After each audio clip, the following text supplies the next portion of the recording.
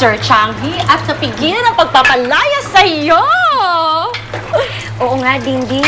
Alam mo, ang bait-bait talaga ni Sir Changhi, no? Ay, oo. Alam mo ba, dinig ko, napakabait niya talaga. At saka, yung mga empleyado dito, diretso siyang nalalapitan. As in, bihirang-bihira lang daw na mapahindian siya. Sobrang bait. Kaya lang alam mo, sa sobrang bait ni Sir Changhi, siya namang impacta ng anak niya at saka ng apo. Ay, naku, totoo yan. Ay. Speaking of... Ano ba yan? Daldalan ng daldalan? Kaya naman pala ang babagal yung kumilos. Ang dami namin naghihintay na customers, oh. Pasensya po, eto na po. Pasensya ka dyan. Eto, ba't nandito ba to?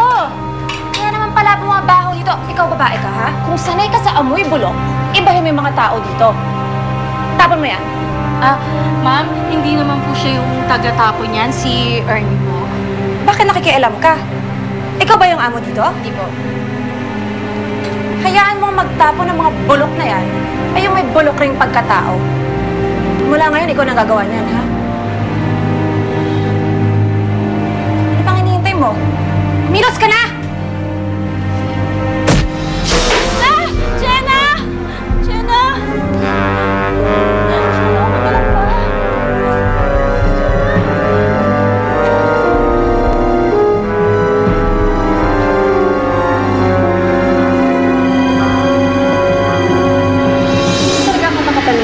Na pinabayaan lang ni Lolo yung babaeng yung magtrabaho dito.